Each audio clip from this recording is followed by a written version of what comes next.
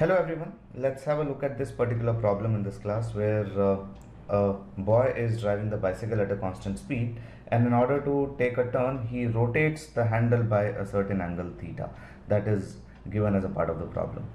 So I am sure that you all would have done this. You all would have turned the handle of the bicycle by an angle and you would have turned around, and in that your intuition would be that the front wheel takes a much longer path and the rear wheel takes a much shorter path, and the bicycle of course it goes around in a circular path.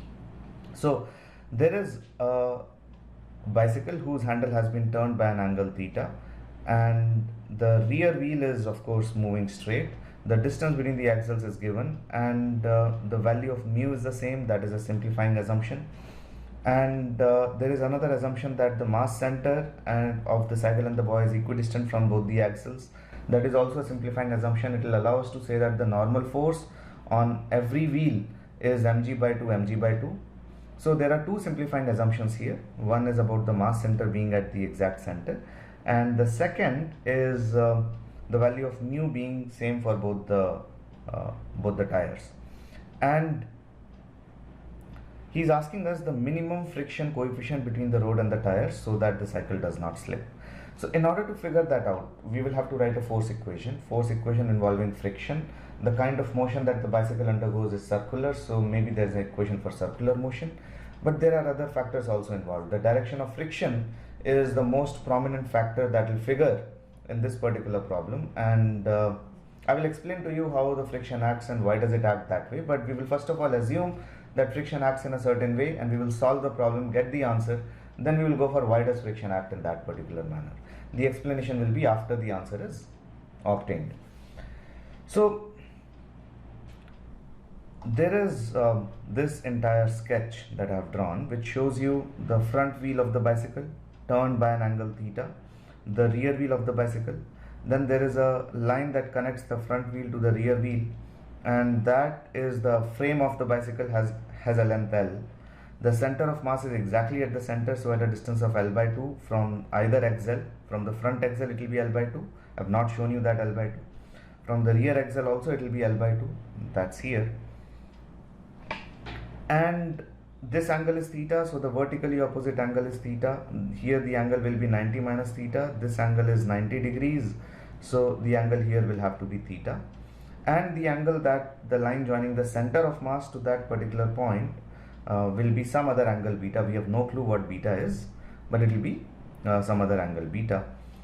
And this is the point about which the entire cycle rotates. Now you can assume the cycle to be a rigid body whose orientation is not changing afterwards. The boy has turned the angle by an amount theta and he's holding the handle there.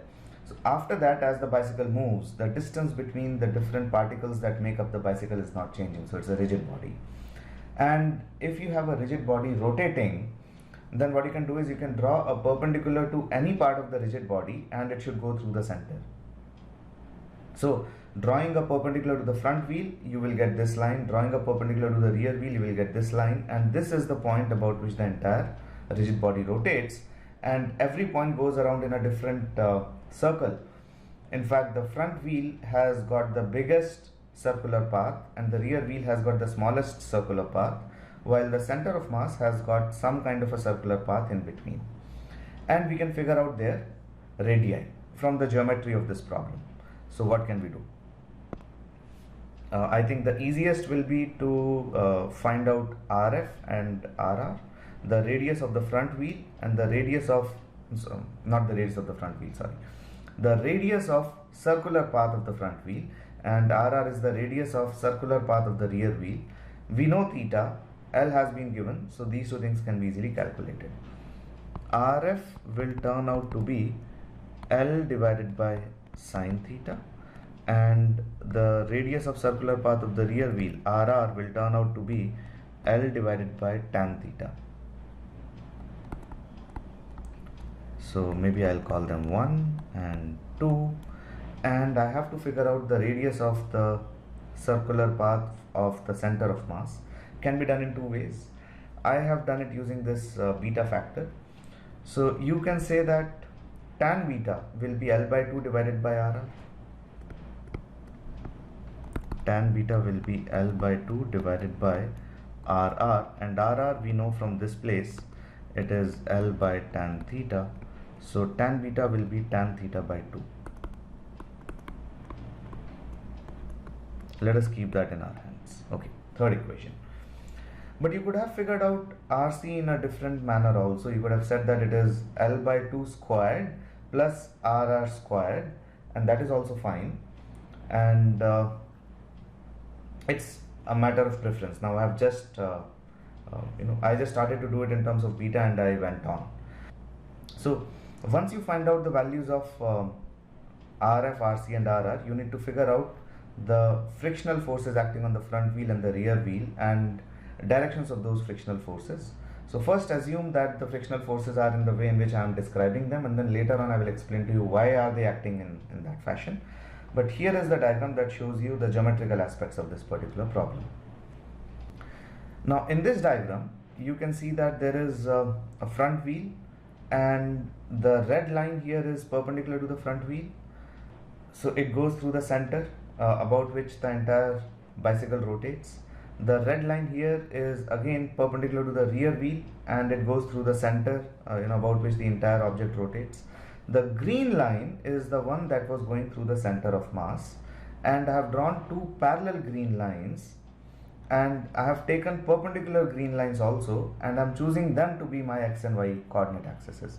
So remember, a line that goes from the center through the center of mass is the x-axis, and a perpendicular line is the y-axis. Now how will frictional forces act? Frictional force on the front wheel will be acting directly into the center. It will be acting like this blue arrow, and we will call that probably F1. And the frictional force on the rear wheel is going to act in the forward direction.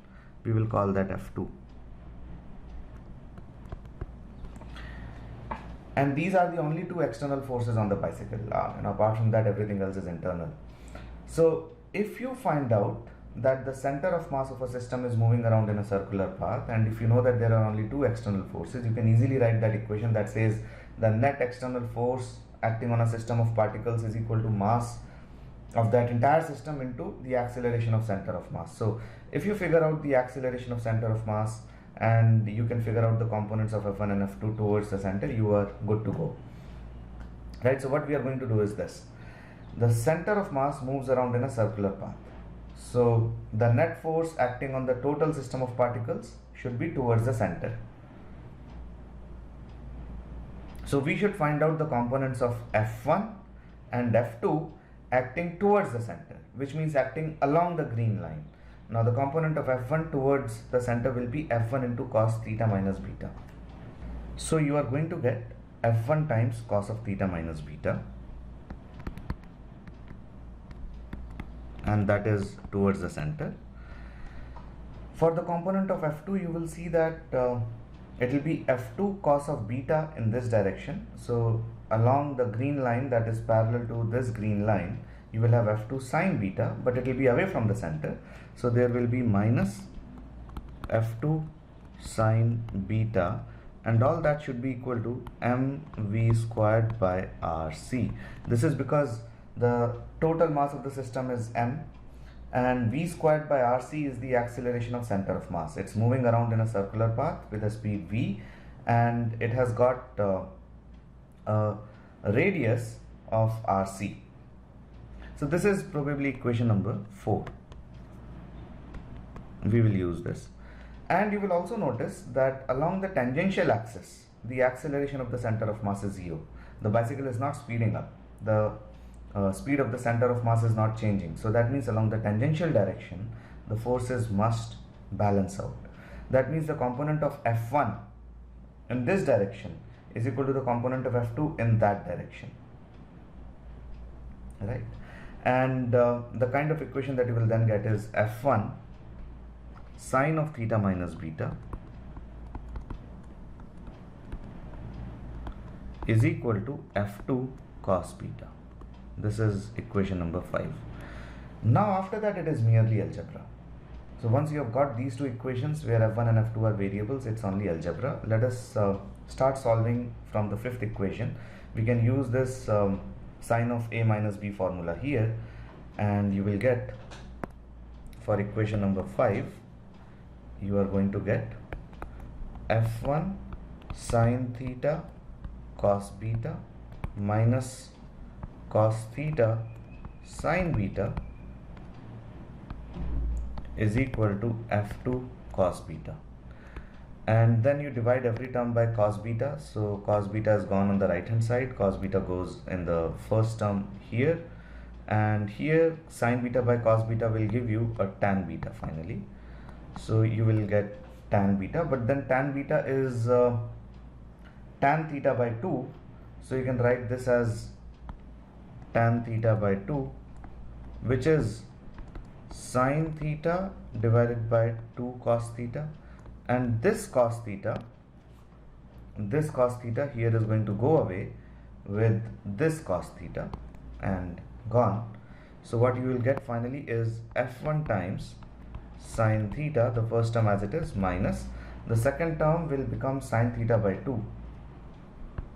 Sine theta by 2 is equal to f2, or f1 sine theta by 2 is equal to f2. This is equation number 6, which clearly shows us that f1 has to be greater than f2. So the friction on the front wheel will be much higher than the friction on the second wheel, and so if there is a chance of slipping somewhere, it will be on the front wheel. So the slipping will occur on the front wheel much before it happens on the rear wheel.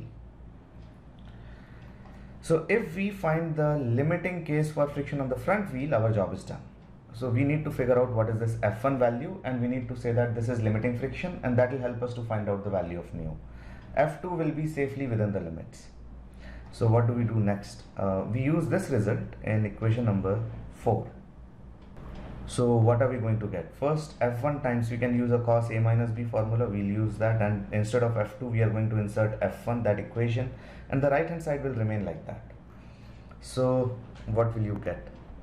In equation number 4, if 6 is used, you will get f1 times, you had cos of theta minus beta, so cos theta cos beta plus sine theta sine beta, all that multiplied, all that minus, there was a f2 term I believe, so there will be f1 sine theta divided by 2, and what was there? Sine beta was there, sine beta is equal to mv squared divided by rc, and rc can be substituted from some place here. Rc will be L by 2 divided by sine beta. If you look at sine beta, it will be L by 2 by Rc, so Rc will be L by 2 divided by sine beta. I have not mentioned here, I should have, but we will use it here now. So L by 2 divided by sine beta, this is the value of Rc. And then you just have to rearrange and do some more maths. So what will you do? You will flip that term up. It will be 2 sine beta in the numerator and L in the denominator, and then divide every term by sine beta. When you do that, the sine beta will go off here, and this sine beta will go off, and this sine beta will also go off, and this will become cos beta by sine beta, which is 1 by tan beta, right? So this will become 1 by tan beta, which will become 1 by tan theta divided by 2. So you are going to get 2 divided by tan theta, which is 2 cos theta by sine theta. So this is all that you are going to get. This is sine by cos, so cos will flip up. So you are going to get now f1 multiplied by cos theta into 2 cos theta by sine theta plus sine theta minus f1 sine theta by 2 is equal to 2 times mv squared by L. After this step, you are going to get f1 times 2 cos squared theta divided by sine theta plus sine theta minus sine theta by 2, where I have also included the third term inside, and all that is equal to 2 mv squared by L. And what I can then do is sine theta minus sine theta by 2 is sine theta by 2. Take LCM, so the LCM will be 2 sine theta. This sine theta will go up, it will be a sine squared theta. So f1 into 2 cos squared, no, not 2, the LCM will be 2 sine theta, so this term also has to be multiplied by 2, so 4 cos squared theta plus sine squared theta divided by 2 sine theta is equal to 2 mv squared by L. And you are going to get f1 is equal to 4 mv squared sine theta divided by L times 4 cos squared theta plus sine squared theta, and f should be less than or equal to f limiting, but the limiting frictional force on the front wheel is mu mg by 2 because of those assumptions. The mass center is exactly at the center and so on. So you are going to get 4 mv squared sine theta divided by L into 4 cos squared theta plus sine squared theta is less than equal to mu mg divided by 2, and some things will go off, of course. The m term goes off, the 2 term goes in the numerator there, so it will become 8. The g term will come down in the denominator, and I can rewrite this entire expression as 8 v squared, and what I'm going to do is multiply it by sine squared theta in the numerator to get the same expression that they have in the answers. So you will get GL, and I will have to multiply sine theta here, 4 cos squared theta plus sine squared theta, divide the numerator and the denominator by cos squared theta, and you are going to get 8 v squared tan squared theta divided by GL sine theta into 4 plus tan squared theta, which is the given answer. So this is how we can solve this particular problem if we understand the directions of frictional forces on the front wheel and the rear wheel. But why are the frictional forces acting in that particular manner? Now, to understand why the frictional forces are acting the way they are acting, first of all, let us have a look at a person on a bicycle and moving on a straight line path. So what the person does is he hits the pedals here, and when he applies a force on the pedals through a system of chain and sprockets, the force is transmitted to the rear wheel. In fact, the torque is transmitted to the rear wheel, and the rear wheel begins to spin in a certain way. As it begins to spin, the point of contact of the rear wheel with the road slips backwards.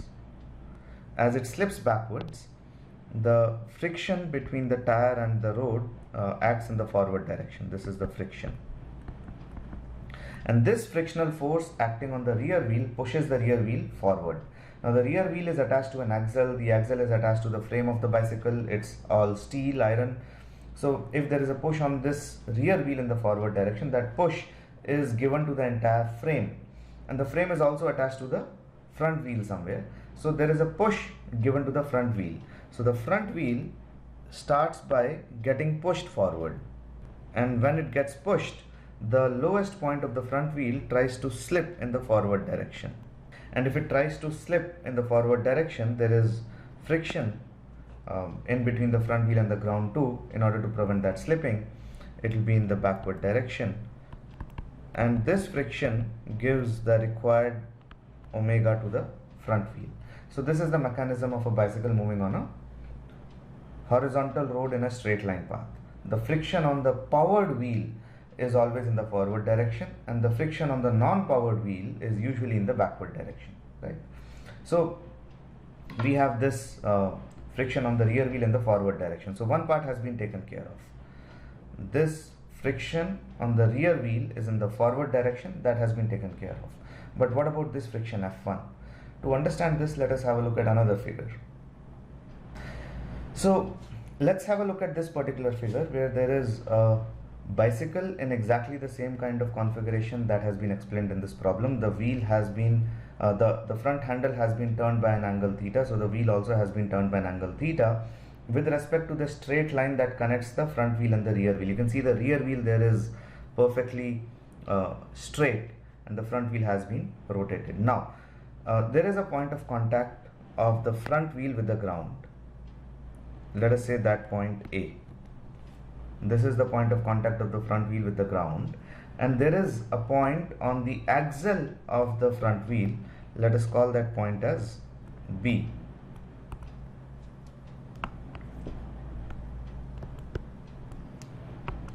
Now if you have to figure out the velocity of A from the ground frame, because that is how you will determine the direction of friction. Friction is in a direction exactly opposite to the instantaneous velocity of the object. So what is the velocity of object A or the point A in the ground frame?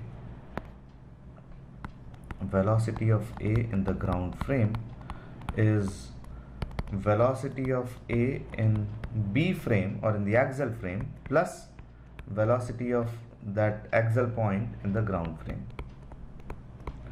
Now when you look at this entire situation and have a look at the figure that we had earlier, the front wheel was inclined at some angle and the rear wheel was straight like this. The push from the rear wheel is in the forward direction and the axle of the front wheel is going to have a velocity in the forward direction like that. Right, so this is the velocity of B with respect to the ground. But this wheel, the front wheel, is spinning about its axle in this particular fashion, right? If there is a spin like this, then the velocity of the lowest point will be in this direction. This is the velocity of the point A with respect to B. You know, you can easily see that as this wheel rotates, this point A will move back along a tangent there and it will be angled in some manner to the x-axis and the y-axis in this particular problem. The x-axis is probably to the right and y-axis is going through the rear wheel like that. This is x-axis, that is y-axis, they are perpendicular, and this point has a velocity somewhere in between from the viewpoint of the axle. So the net velocity of this particular point will be the vector sum of these two. Now that, and you will also see that this omega, the angular speed of the wheel, keeps on decreasing if the angle theta is increased. I think that it is a matter of common experience that if you rotate the front wheel by an angle of 90 degrees, then however hard you hit the pedals, the front wheel is not going to rotate. That's because the axle prevents that kind of rotation. So as the angle theta increases, the omega decreases, so r omega becomes lesser. So r omega actually will be a smaller arrow, and the resultant of these two guys will be the diagonal of the parallelogram, you know. So it will be somewhere like this, and the resultant velocity of the front wheel, in fact the diagram is not pretty good, but then you will understand that the resultant will be somewhere along that direction, and the force of friction then should be directly opposite to that. That's the reason we have chosen the direction on this front wheel, the direction of friction on the front wheel, as acting into the center here. So that, I believe, completes this particular problem.